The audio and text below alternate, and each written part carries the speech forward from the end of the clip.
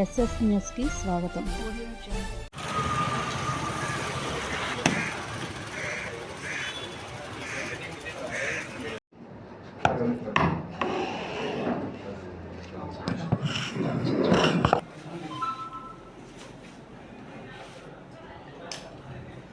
CK కన్వెన్షన్లో అంటే చూస్తుంటే పవన్ కళ్యాణ్ గారు ఎంత బాగా మాట్లాడారండి, ఎంత పరిణితి చెంది మాట్లాడారు, ఎంత వాస్తవాలు మాట్లాడారు. చంద్రబాబు గారి కృషి అంతా కూడా ఒక అర్ధగంటలో ఆయన చెప్పింది వింటే నిజంగా ఎంతమంది అంటే అమెరికాలో ఉన్న పిల్లలు కూడా విని పొద్దున్నే ఫోన్ చేసి నేను ఇక్కడ హడావుడిగా వస్తూ ఉంటే ఎంత బాగా మాట్లాడారు, ఎంత చక్కగా మాట్లాడారంటే మన పార్టీ వాళ్ళంతా కూడా చెప్పాలి కదా ఆయన ఎంత కృషి చేస్తున్నారు అంటే, లేదా అందరూ చెప్తారు వారు నేను మాట్లాడారు బాబు అందుకని వచ్చి ఉంటుందంటే చెప్తున్నారు అన్నమాట. అంత బాగా మాట్లాడారు, మాట్లాడటం కాదు వాస్తవాలు చెప్పారు ఏ విధంగా ఉందండి. అట్లాగే ప్రతి ఒక్కరు ఈరోజు కూటమి అనేటువంటిది ఉందండి. ఈ కూటమి అనేటువంటిది బీజేపీ, జనసేన, తెలుగుదేశం ఎన్ని సీట్లు వచ్చినాయా, ఎవరికి ఎన్ని సీట్లు వచ్చినాయా, ఎవరికన్నా బలం ఉందనేది కాదు, ఒక ఐక్యత అనేటువంటిది ఈ రాష్ట్రంలో వచ్చింది. ఎందుకు వచ్చింది ఐక్యత? ఒక దుర్మార్గ పరిపాలనని సాగరంపాలన్నప్పుడు చంద్రబాబు నాయుడు గారు లాంటి ఒక నీతిమంతుడిని, చంద్రబాబు గారు లాంటి కృషివలుడిని, చంద్రబాబు గారు లాంటి ఒక విజన్ ఉన్నటువంటి నాయకుడిని తీసుకురానున్నప్పుడు అందరూ కలవాల్సి వచ్చింది. అది విజయం సాధించాం మనం. ఇంకొక విషయం కూడా మనం గమనిస్తే ఎంత నాకండి 50 ఈ రోజున 50 సంవత్సరాల రాజకీయ జీవితం అండి, 53 సంవత్సరాలు ఏమంటారు దాన్ని సంఘసేవ దానిలో వాటిలో పాల్గొన్నటువంటి అనుభవం ఉన్నదాన్ని. నా వయసు ఇప్పుడు 76 సంవత్సరాలు, 77 వస్తుందండి రేపు అక్టోబర్ 9కి.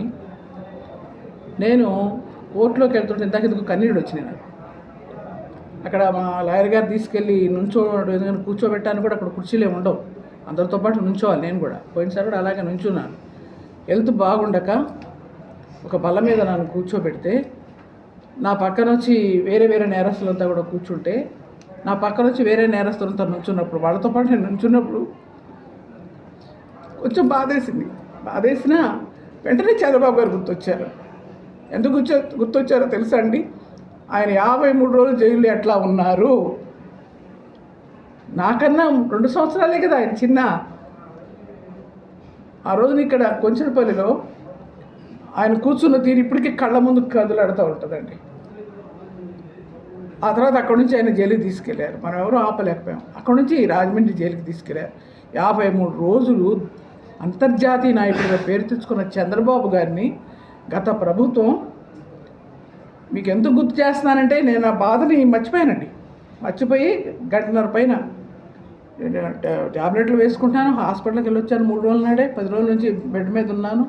బాగా ఇది అంతా విసిరిపిల్లలాగా అదంతా వచ్చి అందుకని కొంచెం బాధపడ్డానే కానీ ఆ బాధనంతా మర్చిపోయి బాబుగారు గుర్తొచ్చి అటువంటి పెద్ద మనిషిని, ఈ రాష్ట్రాది నేత, ఒకనాటి రాష్ట్రాది నేత, అప్పటికే 3 సార్లు ముఖ్యమంత్రిగా చేసినటువంటి వ్యక్తి, అనేక మంది బయటకు వచ్చేసి లక్షలాది మంది కాదు కోట్లాది మంది ప్రజలు ఆయనకు మద్దతు ఇచ్చి అటువంటి మనిషిని జైల్లో పెడితే 53 రోజులు ఆయన అనుభవిస్తే, నేను ఒక రోజు వచ్చేసి లేకపోతే ఎప్పుడన్నా వాళ్ళకు వాయిదాలు పిలిచినప్పుడల్లా ఇప్పుడు ఒక 7 సార్లు వచ్చి ఉంటాను, 10 సార్లు వచ్చి ఉంటాను. వచ్చి ఆ మంగళగిరి కోర్టులో వాళ్ళ మధ్య కూర్చోవడానికి మరి బాధపడ్డాను అంటే ఇక అది తక్కువే. కాబట్టి బాధపడకూడదు, కొన్ని జీవితాలు వస్తుంటాయని బాబు గారిని గుర్తు తెచ్చుకుని మళ్ళీ ధైర్యం తెచ్చుకుని ఏమైనా సరే ప్రెస్ పెట్టి ఆయన గొప్పతనాన్ని గురించి చెప్పాలని ప్రతి ఒక్కరు ఆయన ఆదర్శంగా తీసుకోవాలని చెప్పని నేను అనుకుంటూ మీ మధ్యకి వచ్చాను అన్నమాట. తర్వాత రండి.